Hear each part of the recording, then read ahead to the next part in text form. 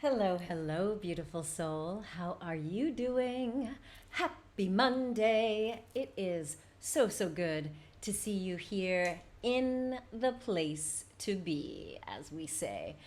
I am just back from a 3-day meditation and contemplation retreat in the mountains of France. And it was actually a mind-filling experience.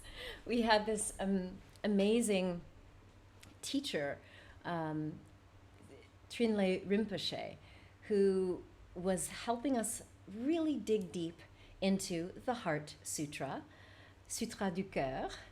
And it was all about embodying like the most profound wisdom.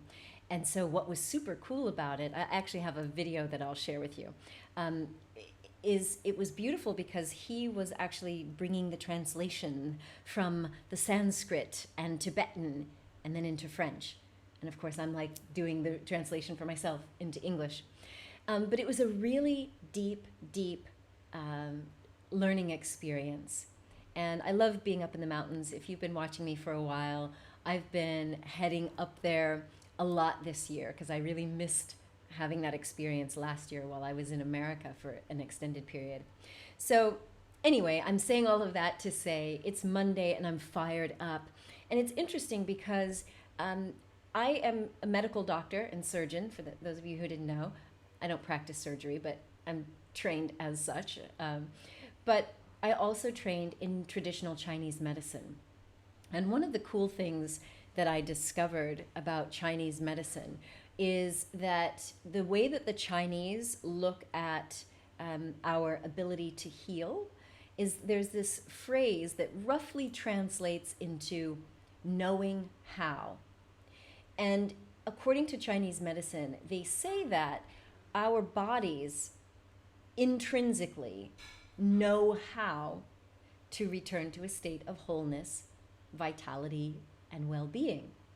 And when I started learning Chinese medicine, I was actually in my 3rd year of medical school, and it was like mind blown because I didn't grow up with an understanding of traditional Chinese medicine or any other health system like Ayurveda or Tibetan healing.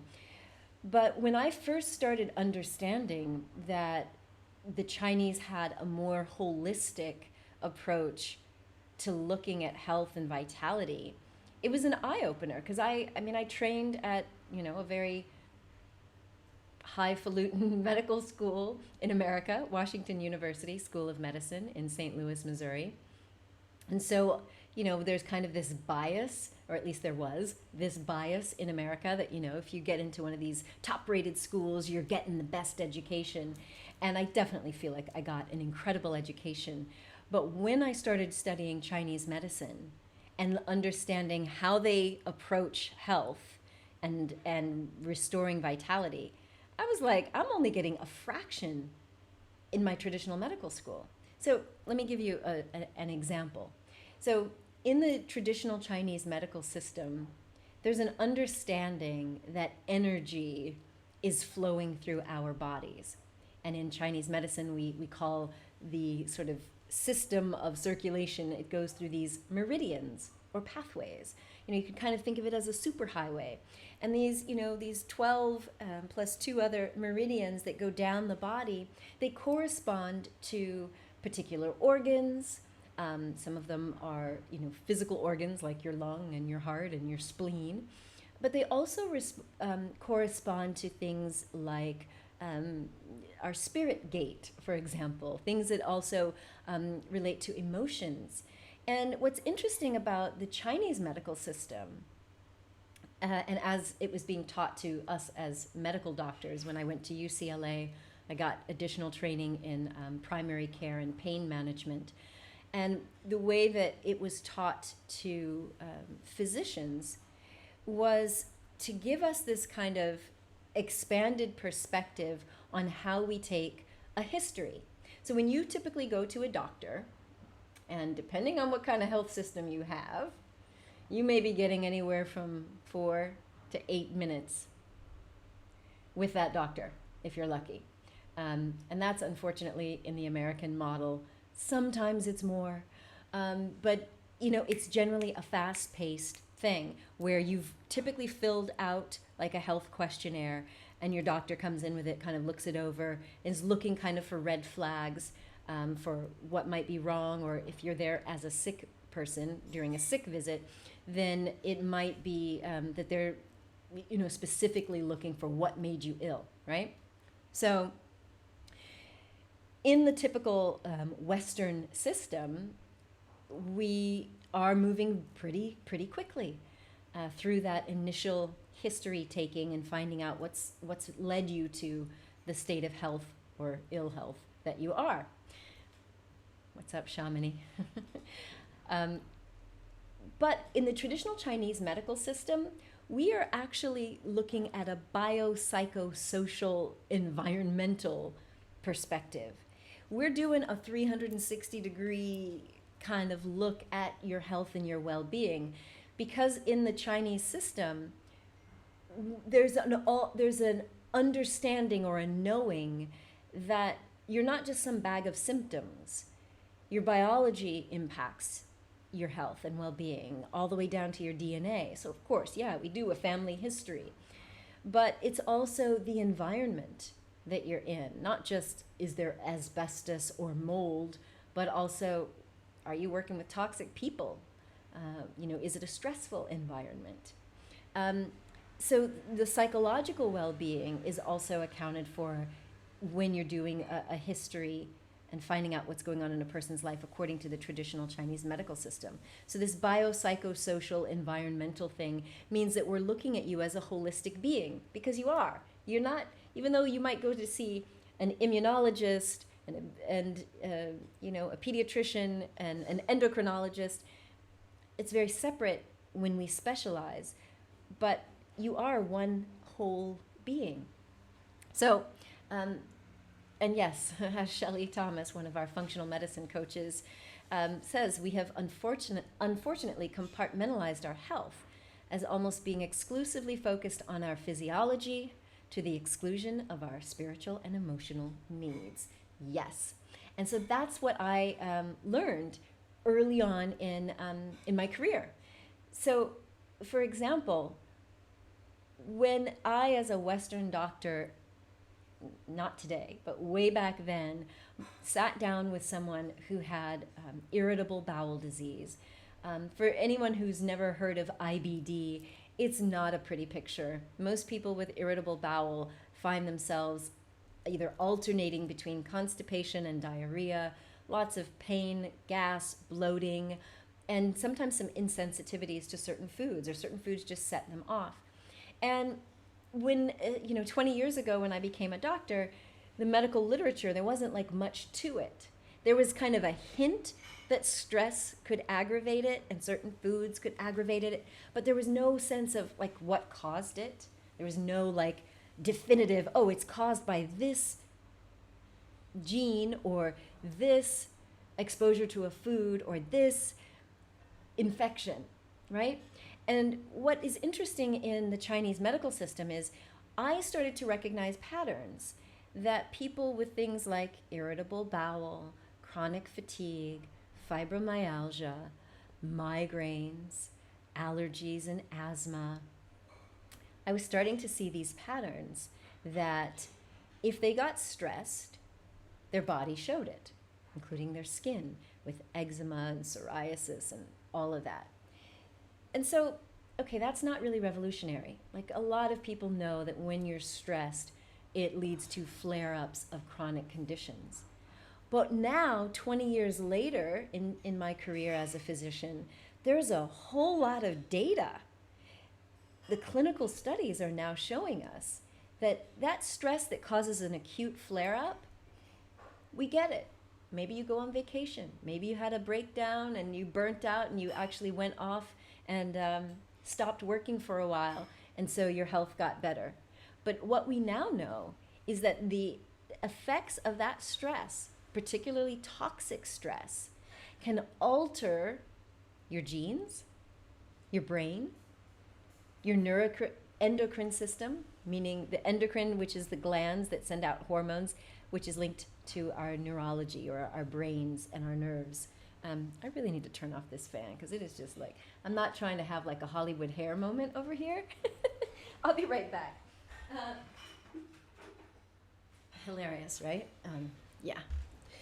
This is real. This is live on Facebook, baby. So anyway, all I'm saying is now we have so much more data that actually shows that the stress that we experience doesn't just cause short-term effects on our health, but it can cause a persistent dysregulation of so many systems in the body. Like the endocrine system. How many of you know what endocrine means? Come on, type on in. Yeah, Trevor, what can I say? It's been hot over here. It's not as hot as it was before, but yeah, it's been really hot here. So I'm trying to find the comment section. I would love for any of you who know what the endocrine system, name one thing in your endocrine system. Come on, y'all. Help a sister out. What's up, Rahima? Good to have you here. Endocrine system, anyone? So we know that stress impacts the endocrine, okay? Birgida, what is it? You say you do know. Tell us. Tell us. Tell us one thing. One thing about the endocrine system that you know. Come on, guys. Surely, well, okay, then this is a shameless plug for Dr. Juicy Jill. We are releasing at Innate Vitality a course that Dr. Juicy Jill will be leading about how to reclaim your juiciness, which is all about balancing your hormones, because the endocrine system is the system of glands throughout the body that produce hormones. And hormones are chemical messengers. And thank you, Shelley, for chiming in. And all of these chemical messengers, these hormones, like your thyroid hormone, most people think of like the sex hormones like estrogen and testosterone. Yes, those are the basics, but all of these hormones have distant and persistent effects. So the thyroid, for example, it regulates mood, temperature, our energy levels, our ability to feel like we're energized and ready to go through the day.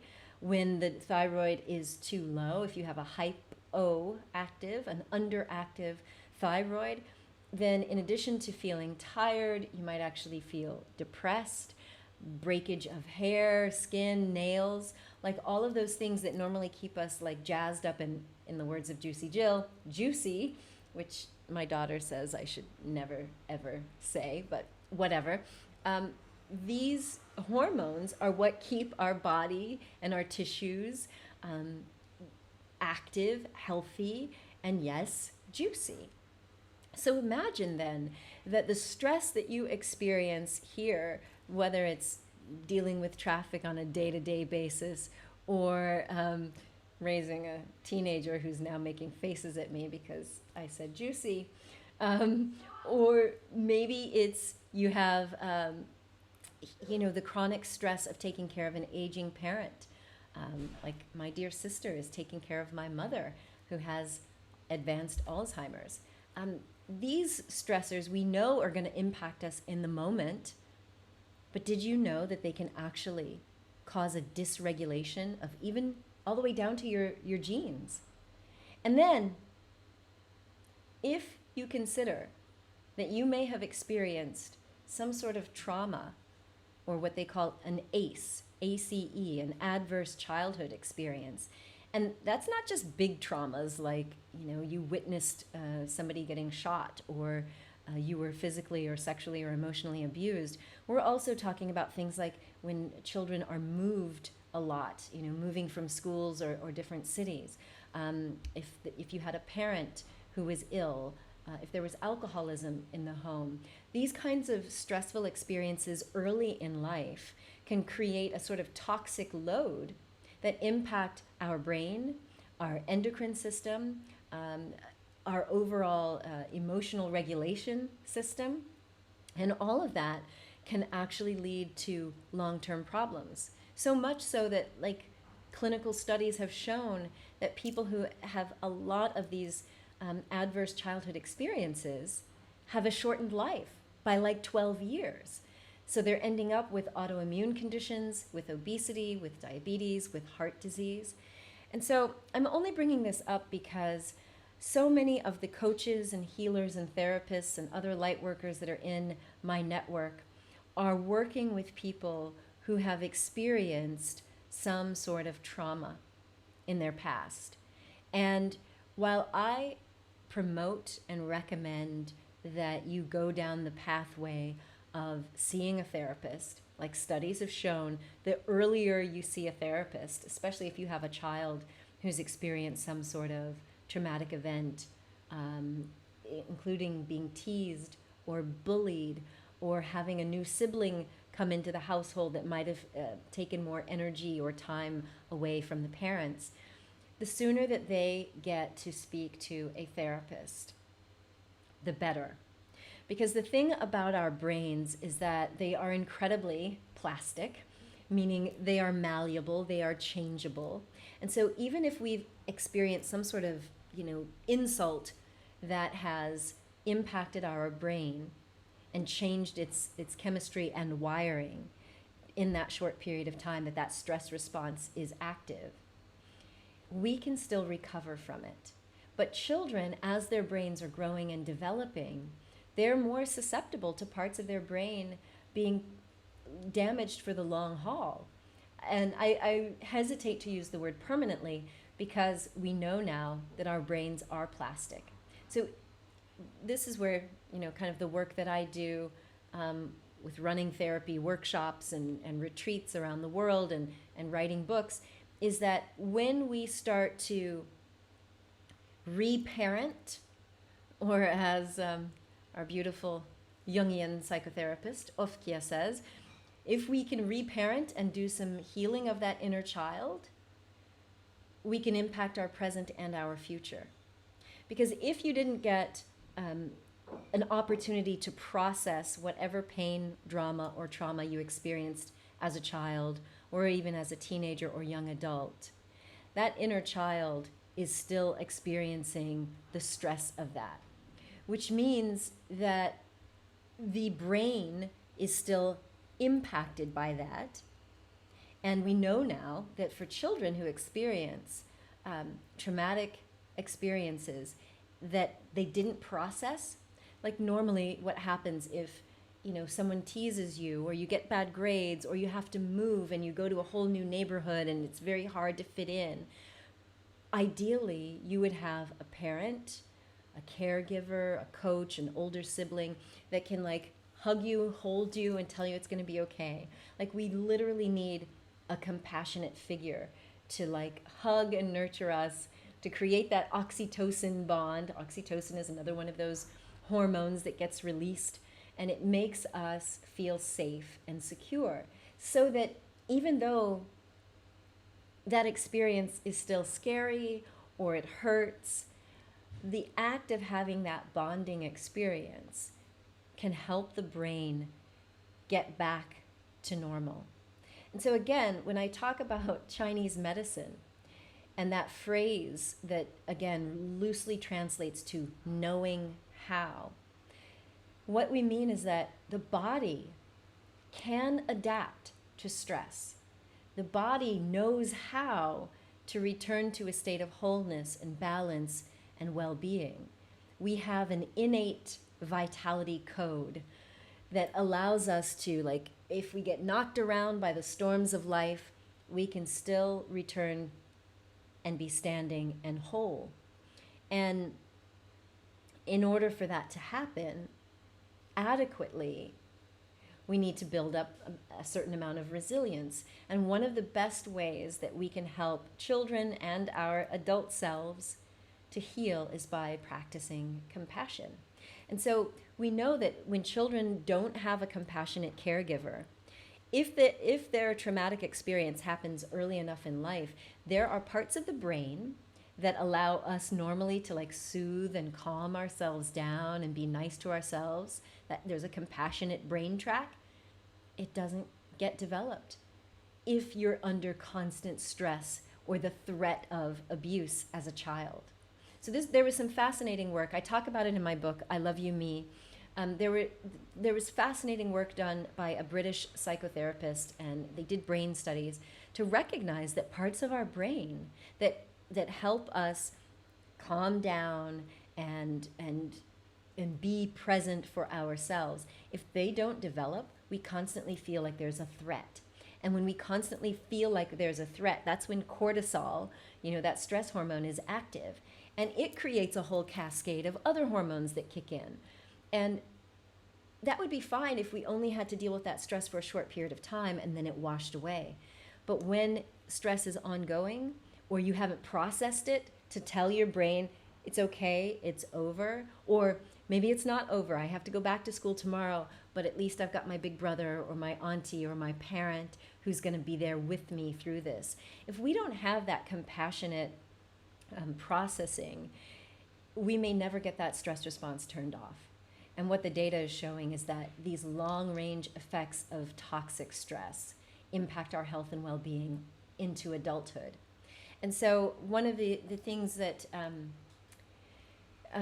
yes, Shelley, one of the things that is scary is that people do tend to attract additional trauma. And this is something, Shelley, I'm glad you brought this up, because this was something that kind of freaked me out.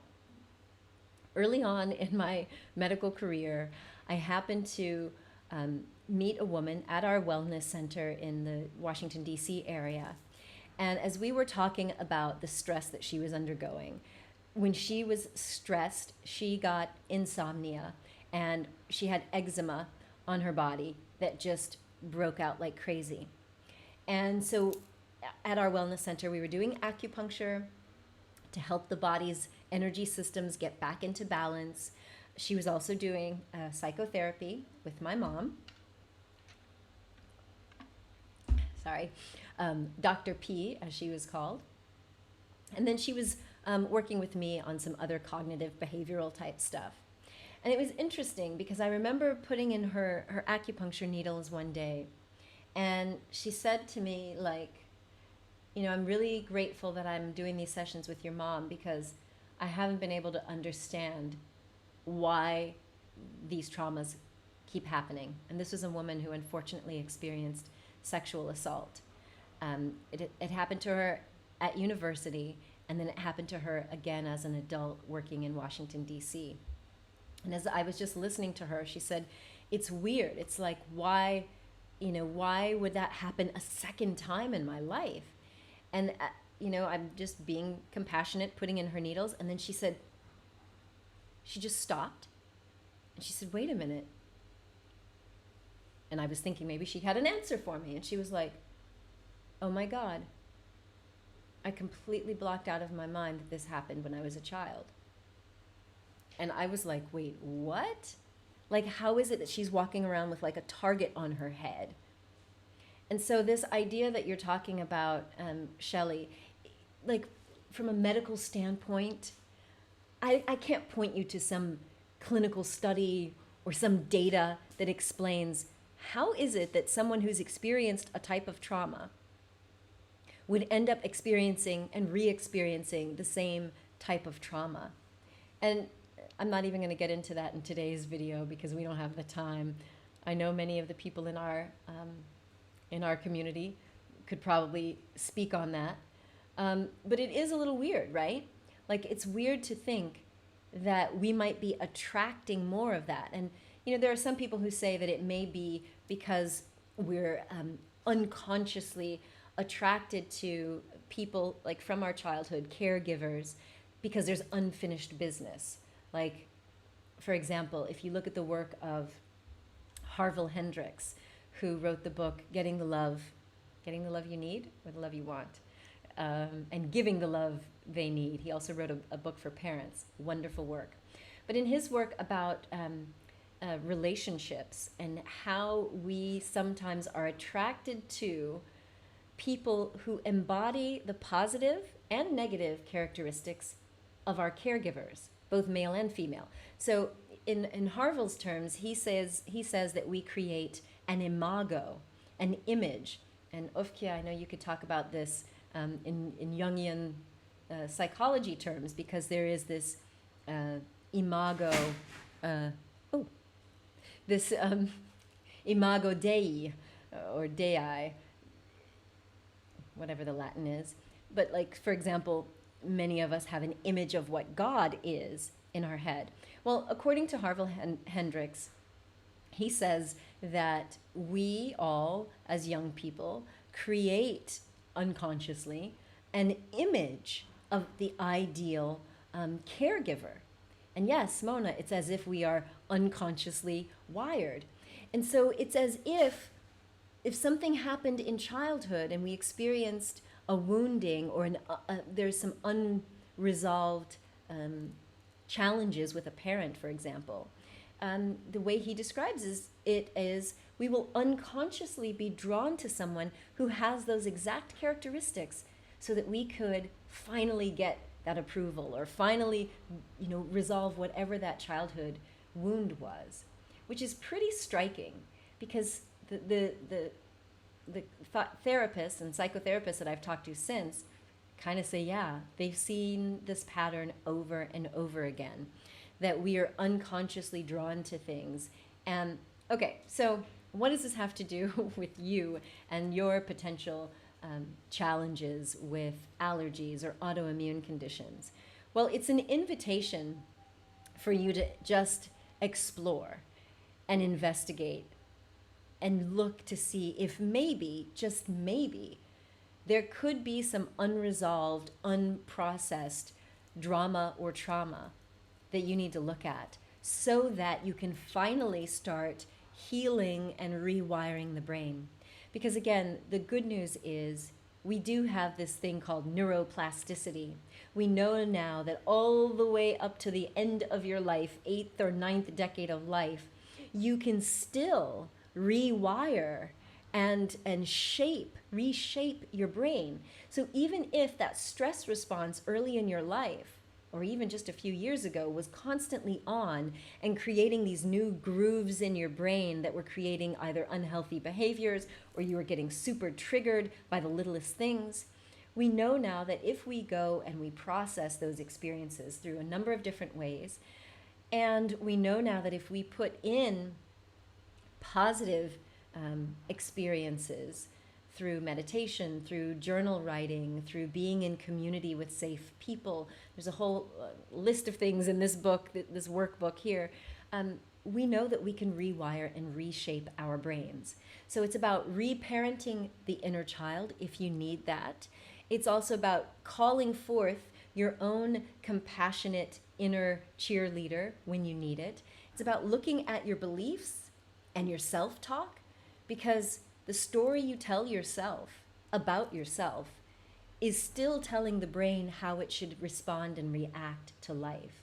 And all of that impacts your brain chemistry, your endocrine system, and your immune system.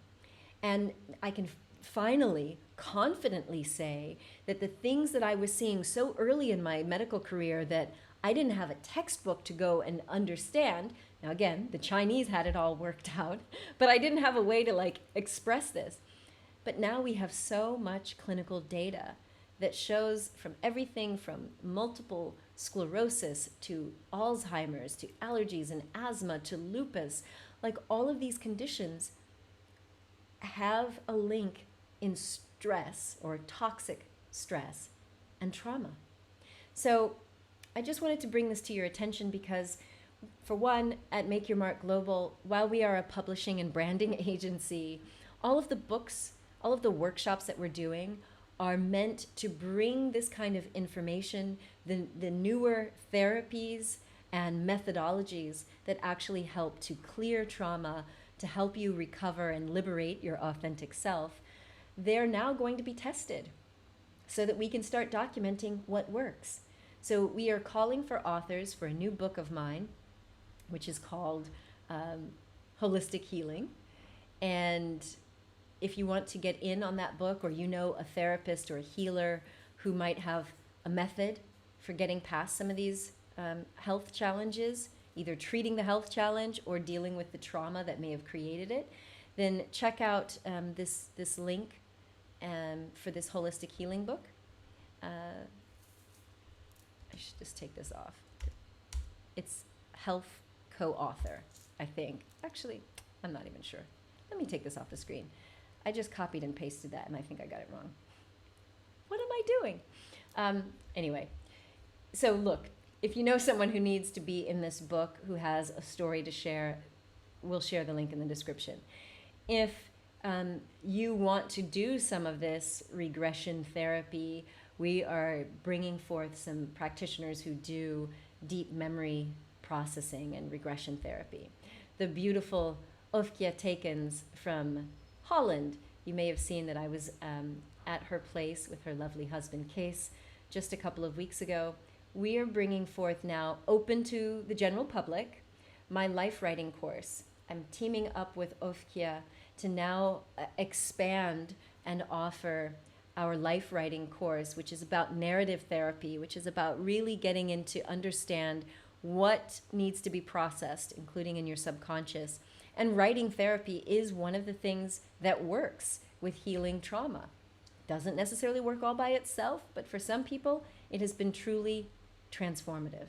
In fact, tomorrow evening, I will be sharing a little bit more about how your personal story can be transformative for you and for your clients.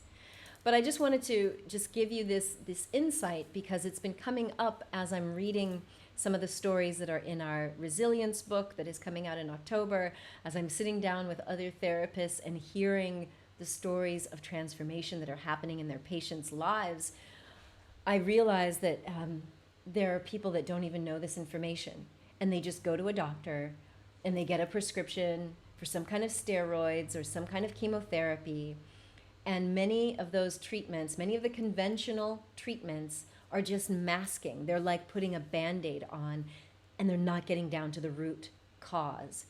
And the distinction with Chinese medicine and other forms of medicine like Ayurveda and the Tibetan healing system is that the focus is on getting to the root cause, not putting a Band-Aid, not, just treating symptoms, but actually finding out what is it in your body, your environment, your relationships, or your past, what's lurking in the subconscious maybe, that might be perpetuating or creating a sensitivity to illness and disease.